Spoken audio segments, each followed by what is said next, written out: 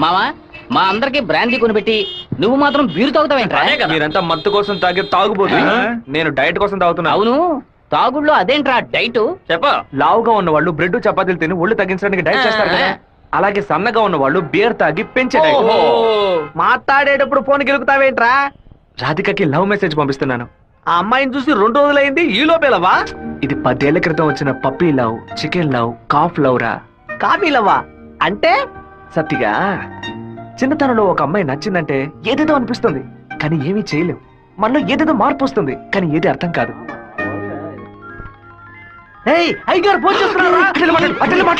అయ్యా ఏం చేస్తున్నారు అక్కడ? అందరూ కూర్చొని క్వార్టర్. వినపడలా? అదేనయ్యా, తిరుపతిలో నీళ్ళ సమస్య, అందుకే స్వర్ణముఖిలో 4 బాటిల్ నీళ్లు తీసుకొచ్చి తాగుతున్నామయ్యా. తాగుతున్నామని చెబుతున్నాను. నీళ్లను బాగా మరిగించి తాగండ్రా. అవునయ్యా, ఇక్కడ కొంతమంది బాగా మరిగించి హాట్ వాటర్ లా తాగుతున్నారయ్యా, కొంతమంది ఫ్రిడ్జ్ లో పెట్టి సలసల్లగా తాగుతున్నారు. అది సరే, మా వాడు శివేం చేస్తున్నాడు? సలసల్లగా తాగుతున్నారయ్యా. తాగేటప్పుడు కూడా డైట్ మెయింటైన్ చేస్తున్నారయ్యా. ఎందుకు డైట్? ఒళ్ళుని పెంచుకోవడానికి కొన్ని మందులు తీసుకుంటున్నారయ్యా. అలాగా? అదేదో మంచి మంది అయితే ఓ 10-12 ప్యాకెట్లు ఇక్కడికి పంపించు. మీ అమ్మగారు కూడా అది ప్యాకెట్ లో రాదయ్యా, బాటిల్లోనే వస్తుంది. కొరియర్ లో పంపిస్తే కింద గొలగబోస్తారు. నేను వచ్చేటప్పుడు 4 బాటిల్లు తీసుకొస్తానయ్యా. సరే, ఫోన్ అవుతారు శివకి. ఫోన్ లో కంపేమన్నా తెలుస్తుందట్రా? చెప్పండి అన్న. ఇక్కడ నీ పాస్పోర్ట్ రెడీగా ఉంది, నీకు వీలైనప్పుడు వచ్చి పోస్ట్ ఆఫీస్ నుంచి తీసుకెళ్ళు. అలాగే నాన్న. జయంతి, నిన్న నైట్ ఒక పిక్చర్ మెసేజ్ పంపించాను కదా, అది శివకి పంపించావు. అవును, ఎందుకే పంపించావు? ఐ లైక్ యూ అని వాడు టైప్ చేసి మళ్ళీ నాకే పంపించాడు. చూడు. సరే, తొడ మీద మచ్చ ఉందని చెప్పాడే, దాన్ని చూసావా? చూశాను. ఎందుకు చూసావు? నా తొడ నా గాయం. నీ తోడేనమ్మా. ఇంతకు ముందు ఎన్నిసార్లు చూసుకున్నావు? ఎప్పుడైనా ఒకసారి చూసుకుంటా. వాడు చెప్పగానే చూడాలనిపించిందిగా. ఇలాగే మొదలవుతుంది. 100 సార్లు అద్దంలో చూసుకుంటాం, అప్పుడంతా మన మొహాన్ని సరిగ్గా చూసుకోం. రోడ్డున పోయే ఒకడు నువ్వు చాలా అందంగా ఉన్నావని చెప్తే చాలు. పూలు పెట్టుకునేటప్పుడు, బొట్టు పెట్టుకునేటప్పుడు, తల దూకునేటప్పుడు కూడా ఎప్పుడు మొహం అందంగా ఉందా లేదా అని చూసుకుంటాం. ఏదో లోకంలో ఉండి వాడే లోకం అనుకుని చెప్పాలనిపిస్తుంది. అందులో ప్రాబ్లము. ఆ తర్వాత సైనైడ్, సూసైడ్ అని అమ్మాయిల జీవితం మొత్తం టెన్షనే. ఆపుతావా? శాపాలు పెట్టకు. వెంకటేశ్వర కాలేజ్ వచ్చింది. హాయ్ రాధిక, ఎలా ఉన్నావు? మీకేం కావాలి? ఇలా ఉన్న పడంగా అడిగేస్తే ఎలా? ఏం చేయండి చెప్పేనా? అనవసరంగా నిన్న రాత్రి నాకు తప్పుగా మెసేజ్ పంపించారు. ఎవరిని అడిగి పంపించారు?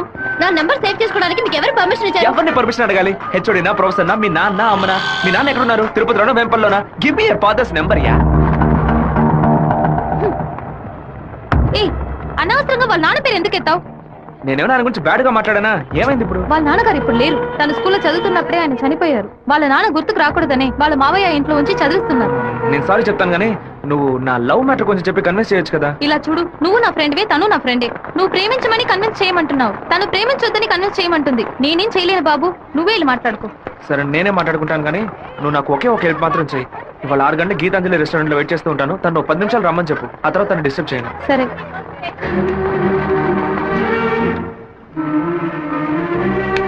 బావా, ఈ విషయాన్ని అయ్యగారికి చెప్పమంటావా చెప్పొద్దటావా? గుంట నక్క పనులు చేస్తే ఏదో చంపేస్తాను. ఒక కుటుంబంలో నాన్న హార్ష్ గా ఉంటే కొడుకు సాఫ్ట్ గా ఉంటాడు, కొడుకు హార్ష్ గా ఉంటే నాన్న సాఫ్ట్ గా ఉంటాడు. మీరిద్దరూ రప్పంట. మీ ఇద్దరి మధ్య నేను ఇరుక్కొని తిరగల్లో గోధుమలాగా నలిగిపోతున్నాను. ఓ పంచే, 7 కొండలు ఎక్కు, వెంకటేశ్వర స్వామి దర్శించుకో, కింద అంతా సరైపోద్ది. వీడే దోసి నాతో వస్తాడు. వాడు పిలవగానే ఎందుకే నేను రెస్టారెంట్కి వెళ్ళాలి? వాడు లవ్ చేయమని ఎలా నీ వెంటపడి తిరుగుతున్నాడు, అదే విధంగా లవ్ చెయ్యొద్దని నువ్వు కూడా కొంచెం తిరగాలి. కొంచెం బుర్రకెక్కేలా చెప్తావా? ఎప్పుడు వద్దనే మాట మొహం మీద చెప్పినా అంత తేలిగ్గా వదిలిపెట్టరు. వాళ్ళకి అర్థమయ్యే విధంగా మన ప్రాబ్లం ని చెప్తే ఒప్పుకుంటారు. హే, శివ చిన్నప్పటి నుంచే మనకు తెలిసిన వాడే కదా, ఎందుకు భయపడుతున్నావు? ధైర్యంగా వెళ్ళు, క్లియర్ గా మాట్లాడు.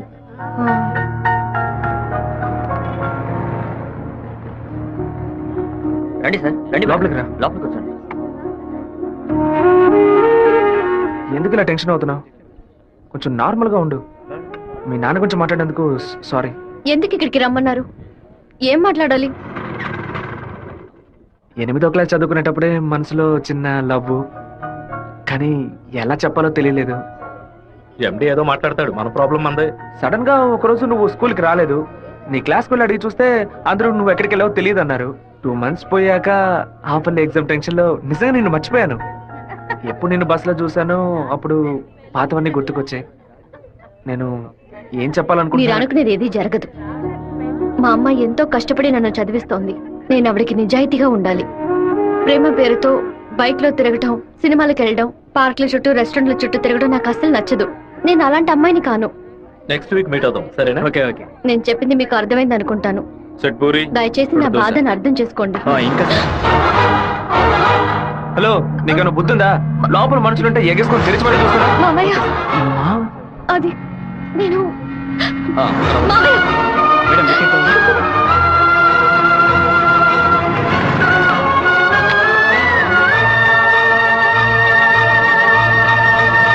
మావయ్య, అలా మౌనంగా ఉండదు మావయ్య. నాతో మాట్లాడు మావయ్య. నేనే తప్పు చేయలేదు మావయ్య. ఏ తప్పు చేయకుండానే వాడితో హోటల్ వరకు వెళ్ళావమ్మా? నన్ను నమ్ము అత్తయ్య. నాకు వాడికి ఎలాంటి పరిచయం లేదు. నువ్వు ఇక్కడ ఉన్నంత వరకు నీ ఇష్టం వచ్చినట్టు నడుచుకో, కానీ ఇక నుంచి నాతో మాత్రం మాట్లాడుకో.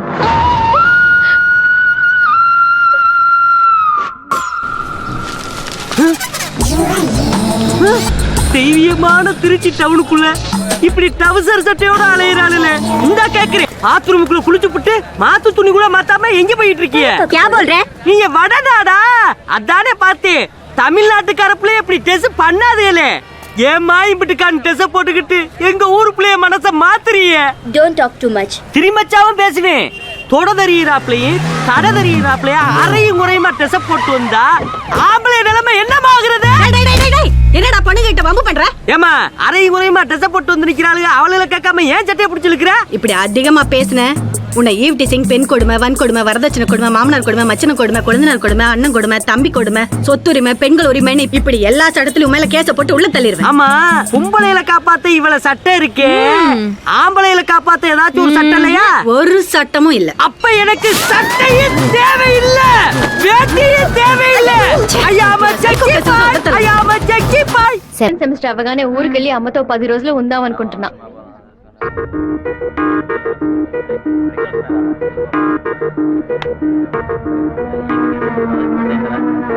నీకు అసలు కనికరమే లేదా? ఎందుకు నా వెంటపడి టార్చర్ పెడుతున్నావు? మావయ్య నన్ను అసలు ఎంత అసహ్యంగా చూశాడో. ఇన్ని రోజులు కన్న తల్లిలా చూసుకున్న నా అత్తయ్య నాతో మాట్లాడనుంది. ఇంకా నన్ను నేను నిన్ను బాధపడడానికి రాలేదు, ఇంకెప్పుడు నీ వెంట పడనని చెప్పడానికే వచ్చాను. ఆ రోజు నేను బస్సులో చూసి నువ్వు రాధికి వేనా అని అడిగినప్పుడు నువ్వు సెవ్వే కదా, నువ్వు మామూలుగా అడుగుంటే నా పాటికి ఒక బాయ్ చెప్పి నేను వెళ్ళిపోయి ఉండేవాడిని. నువ్వు కాదు కాదు అంటూ నాకు అవును అన్నట్టు అనిపించింది. నువ్వు వద్దు వద్దు అంటుంటే నాకు కావాలనిపించింది. అందుకే కొంచెం ఓవర్గా బిహేవ్ చేశాను. బైక్లో తిరగడం, సినిమాలకు వెళ్ళడం, పార్కులు, రెస్టారెంట్కి వెళ్ళడం, ఇలాంటి లవ్ అంటే నాకు నచ్చదు. నిన్ను పెళ్లి చేసుకోవాలని ఆశ అంతే. ఇవాళ నుంచి సరిగ్గా 6 నెలల తర్వాత ఒకే ఒకసారి 2 నిమిషాలు నేను కలవడానికి వస్తాను. నువ్వు సరే అంటే నేను పెళ్లి చేసుకుంటాను, వద్దు అంటే నా తలరాత అంతే అనుకుని వెళ్ళిపోతాను. ఒక మగాడి కష్టం వస్తే అది తన వరకే ఉంటుంది, కానీ ఒక అమ్మాయి కష్టం వస్తే అది తన కుటుంబాన్ని బాధిస్తుందని నాకు అర్థమైంది. నాకు ఒక తోడబుట్టిన చెల్లెలు ఉంది. ఒక ఆడదాని కష్టం ఏంటో నాకు తెలుసు.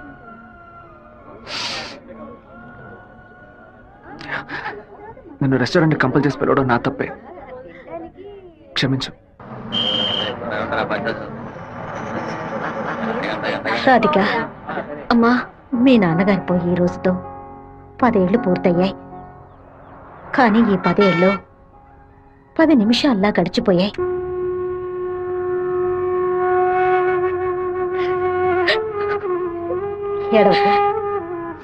ఏడవకూడదు. ఎందుకమ్మా ఏడుస్తున్నా? నా కొడుకు చచ్చిపోయాడురా. నువ్వు నాకు మనవరాలివి కాదమ్మా, మనవడివి. గుండెల నిండా ధైర్యంతో ఉండు, మనస్సుని రాయి చేసుకుని బతకాలమ్మా.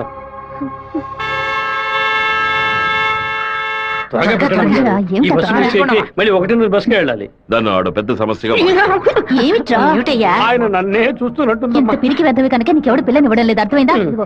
నాకేవు, నేను తీసుకొస్తాను, నువ్వు పద పద. అందరం కలిసి ఒకసారి మాట్లాడుకుందాం, అప్పుడు కూడా కుదరకపోతే తర్వాత చూసుకుందాం. ఏ గంగా, ఏంటా నడక?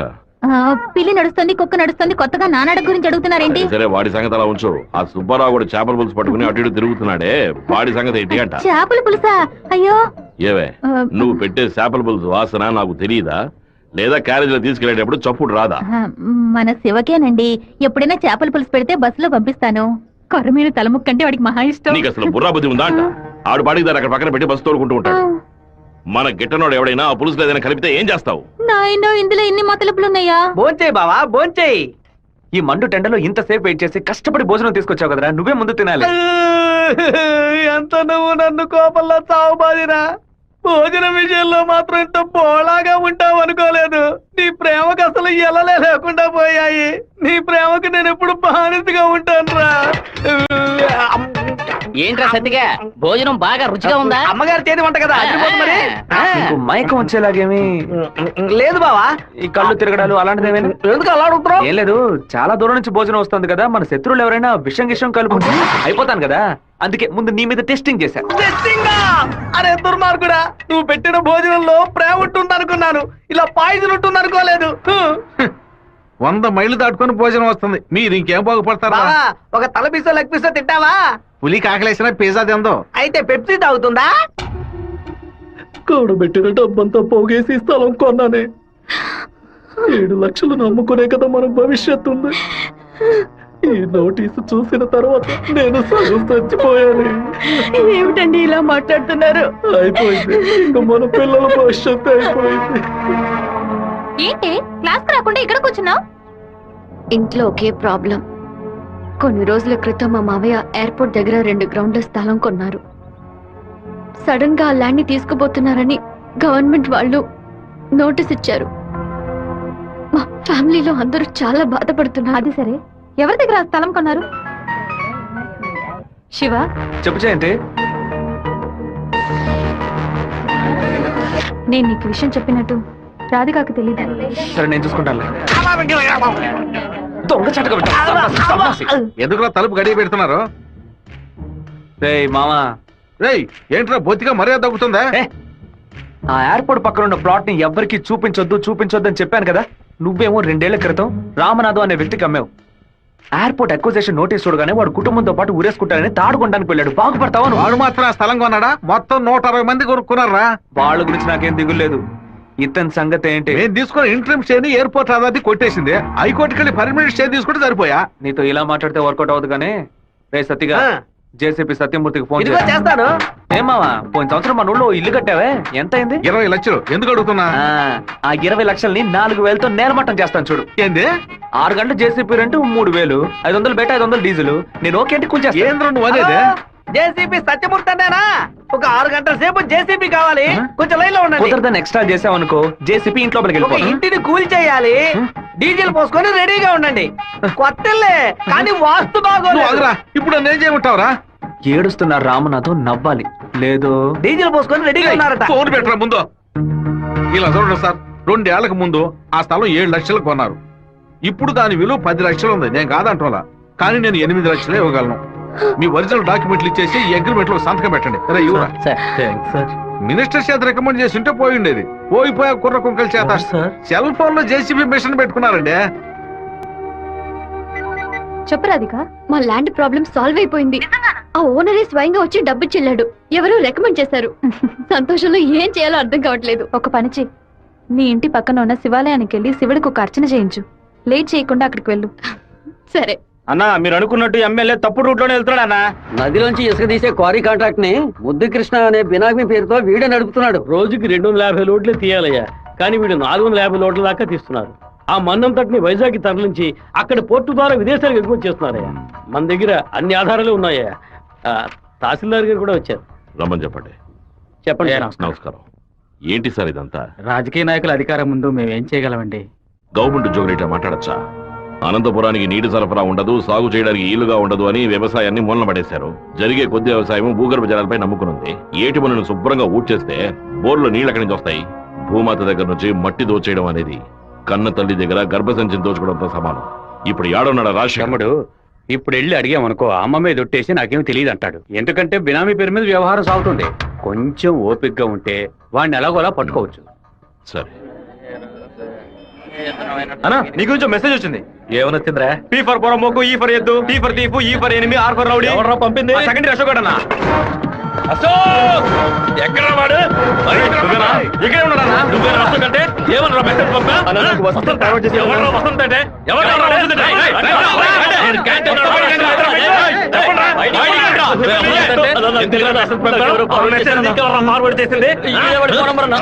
ఏ జయంతి, ఆ మెసేజ్ ని క్రియేట్ చేసింది నేనే. నిన్న క్యాంటీన్ లో పీటర్ మంజుని ర్యాగింగ్ చేశాడు కదా, ఆ కోపంలో మంజుకి మెసేజ్ పంపించాను. అది ఎవరికో ఫార్వర్డ్ చేసింది. ఇక్కడ ఉన్న వాళ్ళ ఇన్బాక్స్ లో మెసేజ్ కనుక ఉందంటే వాళ్ళ బట్టలు తీసి నడి రోడ్డులో చెప్పు జయంతి. ఆ మెసేజ్ నాకు వెంటనే ఫార్వర్డ్ చేయి. నేను దాన్ని రాధికకు పంపిస్తాను. దాన్ని డిలీట్ చేయకుండా వాడికి చూపించమని చెప్పు. ఎవడరా ఈ నంబర్? నాకేం తెలియదు. ఎవడరా నీకు పంపింది? శివ. శివ పంపించాడు. డిలీట్ చేయొద్దు. ఎవడు శివ? మెసేజ్ పంపించిందన్నా. ఉమా ఎవర్రా ఉమా?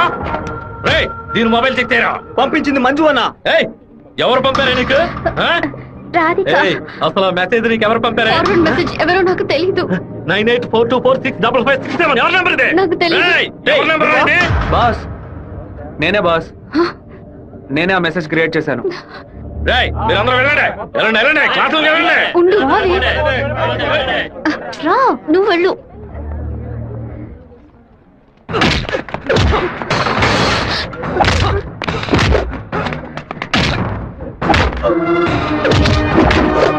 నేను వెళ్ళి నిజం చెప్పేశాను. వదులు. నిజం చెప్తే నీ డ్రెస్ చింపేస్తాడు. పర్వాలేదా? రా.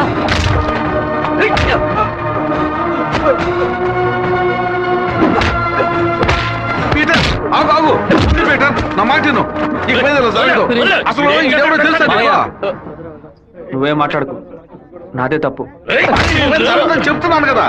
తీసుకుపోరా ముందు ఇక్కడ నుంచి పో. రారా శివ రా.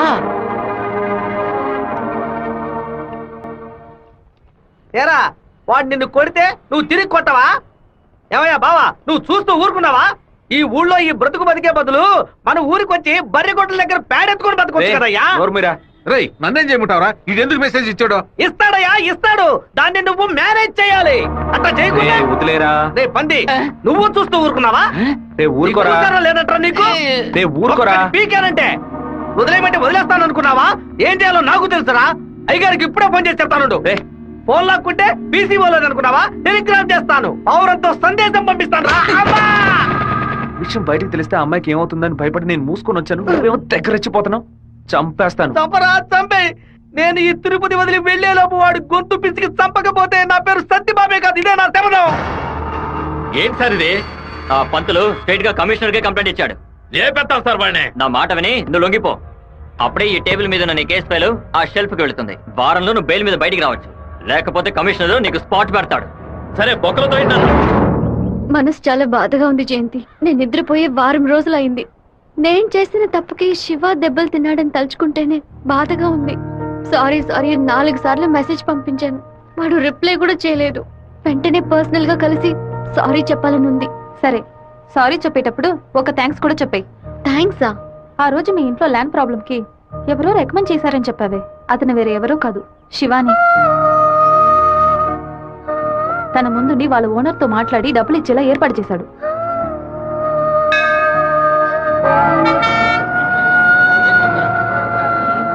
రాధిక, నమశివాయ నమశివాయ నమశివాయ. ఏంటి మూడోట్లో ఉన్నావు? అంతా మంచి మూడేలే. శివాకి సారీ చెప్పబోతున్నావనా? లేదు, ఓకే అని చెప్పబోతున్నాను. Hey yes, I want to convey my love. లవ్వా? అవును. వాడి అప్రోచ్ నన్ను డిస్టర్బ్ చేసిన క్యారెక్టర్ నన్ను బాగా ఇంప్రెస్ చేసింది. వెంటనే శివతో చెప్పేయాలి. 6 months తర్వాతే శివ నిన్ను మీట్ అవుతాడని చాలా క్యాషువల్ గా చెప్పాడు. ఒకరోజు క్యాలెండర్ తీసి చూశాను. April 1st, fools day. Shiva ఎక్కడ మోసపోతాడని అనుకున్నాను. నువ్వు ఇంత త్వరగా మనసు మార్చుకుంటావని అనుకోలేదు. ఒరే శివ, పీటర్ ఈ రోజు జైలు నుంచి వస్తున్నాడట. నువ్వు ఇక్కడ ఉండొద్దు, వెళ్ళిపో. మీరంతా పిరిగి పండాలరా. వాడు నా దగ్గరికి రారా. ఆ ప్రొఫెసర్ దగ్గరికి వెళ్తాడు. ఆయన ఎందుకు అనవసరంగా వాడి మీద కంప్లైంట్ ఇచ్చాడు? ఒక్కడన్నా మగాడు అనిపించుకున్నాడే. కాలేజీలోకి ఏం జరుగుతుందో చూడు. సరే. రే, నువ్వు నిజంగానే మూడోట్లో ఉన్నావా లేకపోతే మూడోట్లో ఉన్నట్టు నటిస్తున్నావా?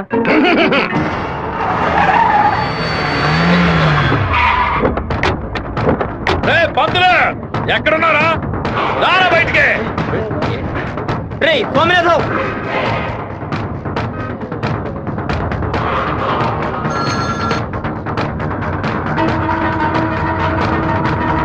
అన్నా అన్నా స్వామినారాయణ, నా మీద కంప్లైంట్ ఇస్తే నేను ఊరు వదిలి వెళ్ళిపోతాను అనుకున్నావా? ఈ కాలేజ్ ప్రిన్సిపల్ ఏనా అడగడు? తెలుగు పంతులు నువ్వు నా మీద కంప్లైంట్ ఇస్తావా? నువ్వు బతిమలాడితే నేను వదిలేస్తాను అనుకున్నావా? నువ్వు పెద్ద స్పైవా? బ్రోకర్ పని చేస్తున్నావా? అంటే నువ్వు బ్రోకర్వా? ఏది చెప్పు. నేను ఒక బ్రోకర్ని. వద్దు బేట, వదిలే. వీడి వల్ల నేను 7 ఊసలు లెక్కింటాను సార్. మీరు వెళ్ళండి సార్. ఏది నువ్వు చెప్పు. నేను ఒక బ్రోకర్ని చెప్పు కదా. అయితే ఓ పని చేయి, అందరూ చూస్తుండగా బోర్డు మీద నేను ఒక బ్రోకర్ని అని రాసిరా. క్షమాపణ వేడుకుంటాను. రాయొద్దండి. పెట్టుకుంటావా? ఎందుకురా మొత్తం పోయిందే.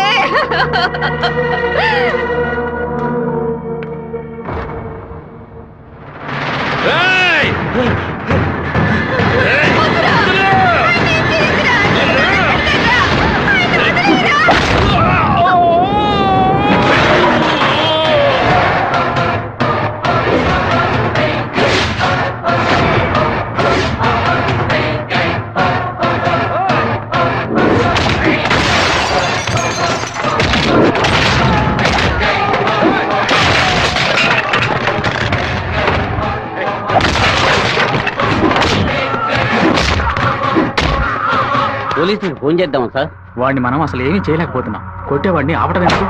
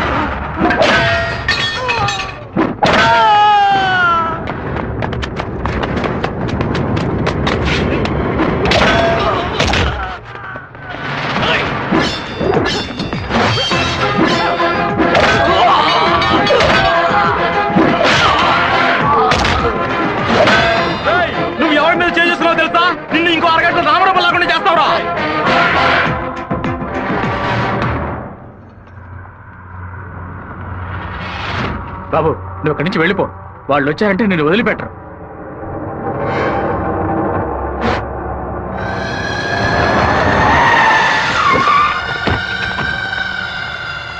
ఆడే అన్న నరకండి రావాడిని.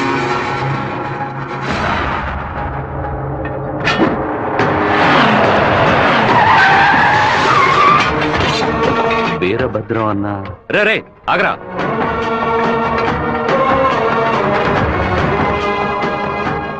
నాన్న ఏంటి నాన్న? వీరభద్రం అన్న కొడుకు. నమస్తే అన్న. తప్పు జరిగిపోయింది, తెలియకుండా తప్పు జరిగిపోయింది. ఓబ్లేసు, రౌడీలతో వచ్చావేంటి? ఏంటి గొడవ? ఈ మెంట్లోడన్నా ఏదో తెలియక మీ అబ్బాయితో గొడవ పెట్టుకున్నాడు. నన్ను కూడా ఇరికించేశాడన్నా.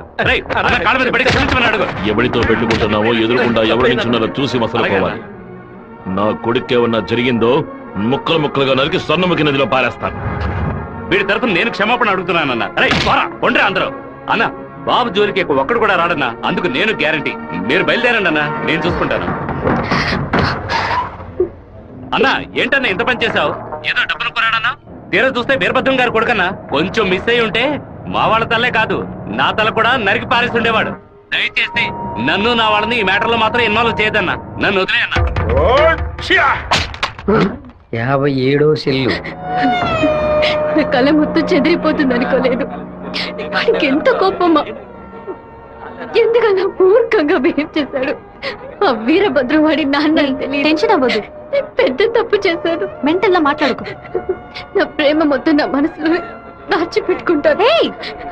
అతనికి ఏం చెప్పను. నా కళ కళ్ళైంది. ఏంటన్నా ఇంత పెందలాడే? రాజశేఖరం గారు తిరుపతి పక్కన 7 కోట్ల రూపాయలకు ప్రాపర్టీ కొంటున్నట్ట. ఈ రోజే రిజిస్ట్రేషన్ అట. ఆ దండపాణి గారు వచ్చి చెప్పాడు. తిరుపతి కాళహస్తి మధ్యలో 120 ఎకరాలంట. ఏ రిజిస్ట్రేషన్ ఆఫీస్? చెప్పన్నా. తిరుపతిలో స్థలం పడిపోతున్నాను. రిజిస్టర్ ఆఫీస్కి వచ్చాయి. ఓకే ఓకే అన్న. లెక్క పెట్టుకోండి.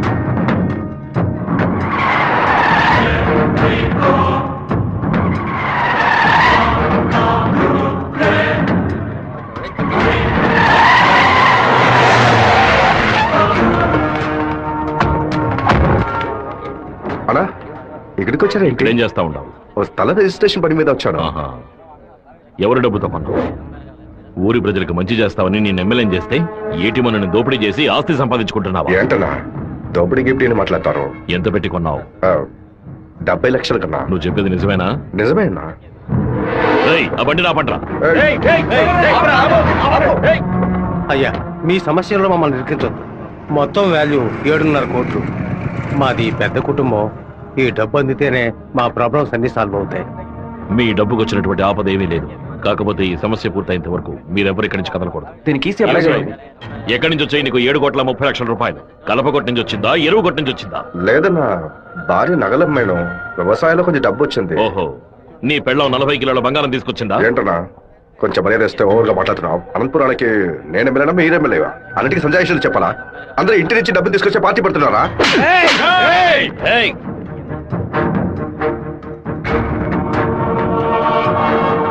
నా మాటకు విలువిచ్చి 50,000 మంది నీకు ఓట్లు వేసి నేను ఎమ్మెల్యే చేశారా? రేపు నేను వాళ్ళకి ఏం సమాధానం చెప్పాలరా? అయ్యా అన్ని రికార్డులోకి ఎక్కించేశారట. ఇక మన చేతుల్లో ఏమీ లేదు. నేనంతా వింటూనే ఉన్నాను. ఒక చిన్న ఐడియా చెప్పరా. ఇతను అక్రమంగా సంపాదించిన ఆస్తులన్నీ మన ఊరు ప్రజలకి, పంచాయతీకి రాసి చేయొచ్చు. వెంటనే అలా చేయడం కుదురుతుందా? చేయొచ్చు అన్న. దానికి స్టాంప్ డ్యూటీ తక్కువే. 10 నిమిషాల్లో డాక్యుమెంట్ రెడీ చేస్తాను. సరే చెయ్యి. అన్న 100 రూపాయలు స్టాంప్ పేపర్ తీసుకొని నేను చెప్పేది కొట్టండి. అనంతపురం జిల్లా పులివెందుల గ్రామం వెంకయ్య వీధికి చెందిన సుంకర సుందరమూర్తి గారి పెద్ద అబ్బాయి రాజశేఖరం అనబడే నేను మనస్ఫూర్తిగా రాసిచ్చినది ఏమనగా, తిరుపతి పక్కనున్న సర్వే నంబర్ 141, 142, 143ల కిందకు వచ్చి 120 ఎకరాల భూమిని అనంతపురం జిల్లా వాసులకి హృదయపూర్వకంగా రెడీ నాన్న. లోపలికి వెళ్ళి సంతకం పెట్టు, లేదా గవర్నమెంట్ జీబ్ లో పోయి చువ్వలు లెక్క పెట్టాలి. వెళ్ళు.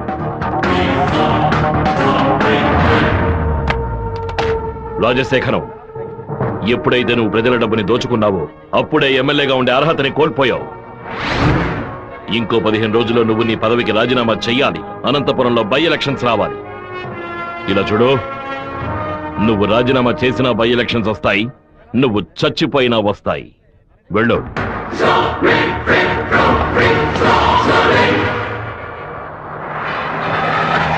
ఏంటన్నా ఇది?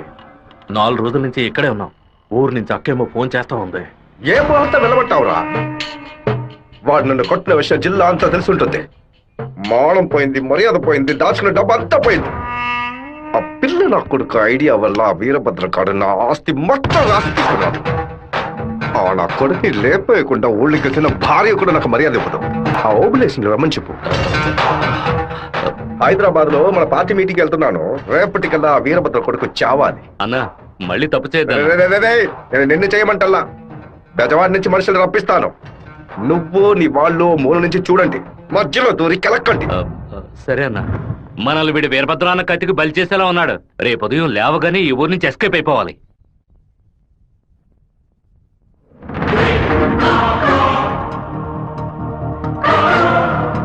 అన్నా, ఆ ఓప్లెస్ గాడు తిరుపతి రిజిస్ట్రేషన్ ఆఫీస్కి వచ్చాడు. నన్ను చూడగానే తప్పుకున్నాడు. వాడికి మా అబ్బాయికి ఏదో గొడవ అయ్యింది. రాజశేఖరం రిజిస్ట్రేషన్ కి వాడెందుకు రావాలి? ఏదో తేడాగా ఉంది. అయ్యా చెప్పండి అయ్యా. మన శివకి ఆ పీటర్ గాడికి ఏంటి గొడవ? అయ్యా అది దాచిపెట్టకుండా నిజమేంటో చెప్పు.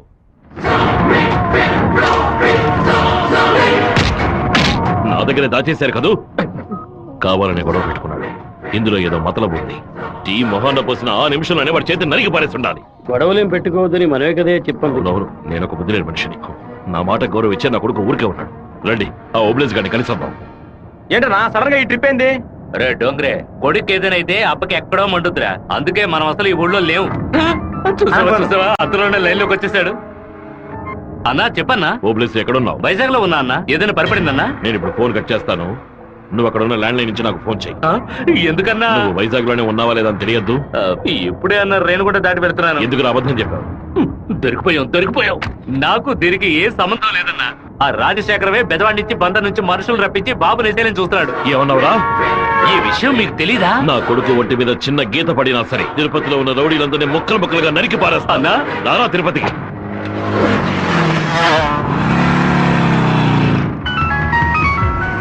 బాబు ఎక్కడున్నావు? రిజిస్టర్ ఆఫీస్ వరకు వెళ్తున్నాను నాన్న. పక్కన ఏదైనా పోలీస్ స్టేషన్ ఉందా? తిలక్ నగర్ పోలీస్ స్టేషన్ ఉంది నాన్న. నువ్వు వెంటనే వెళ్ళి ఫోన్ చేసి ఆ ఇన్స్పెక్టర్కి దేనికి నాన్న?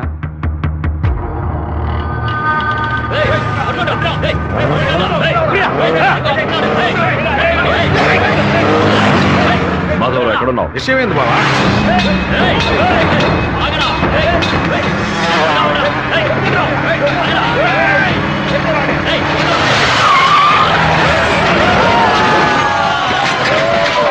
స్టేషన్ అడిగితే శివ ఎక్కడికి రాలేదని చెప్పారు బావా. మన వాళ్ళకి ఫోన్ చేసి తిలక్ నగర్ మొత్తం వెతకమని చెప్పు.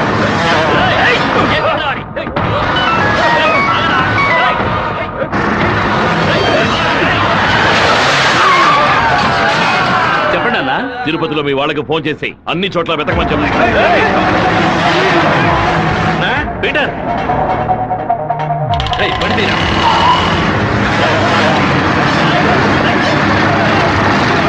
తిరుపతిలో ఏ ఒక్క చోట వదలకుండా మన వాళ్ళతో వెతికించు.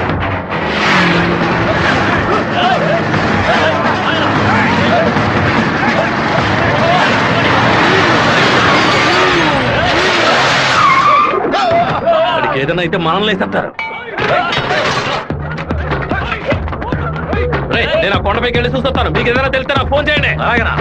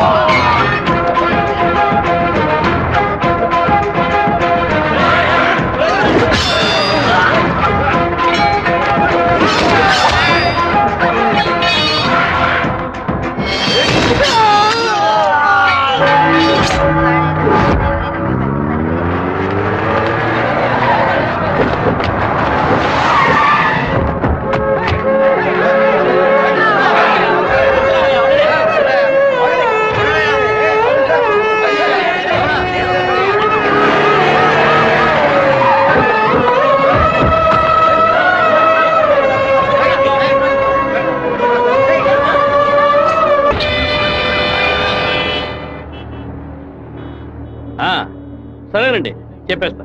తమ్ముడు, మన అబ్బాయి నరికేసే కదా వచ్చాడు, ఓటం పాలయ్యి రాలేదు కదా. ఏ గొడవలకైతే పోకూడదు అని నా బిడ్డ దూరంగా ఒదిగి ఒదిగి ఉన్నాడు. వాడే కత్తి పట్టుకునేలా చేశారు.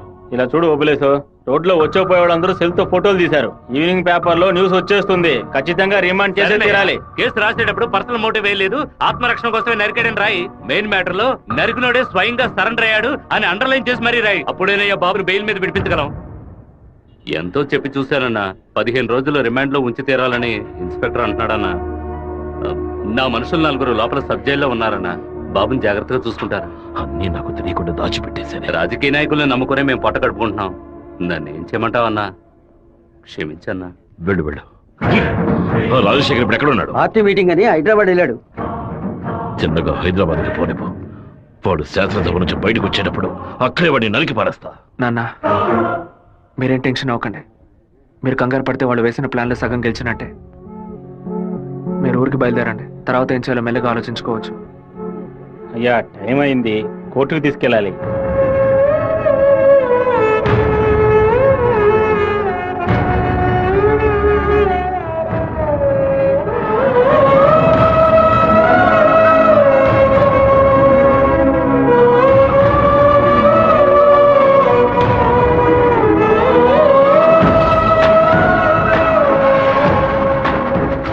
బిడ్డ ఎక్కడా?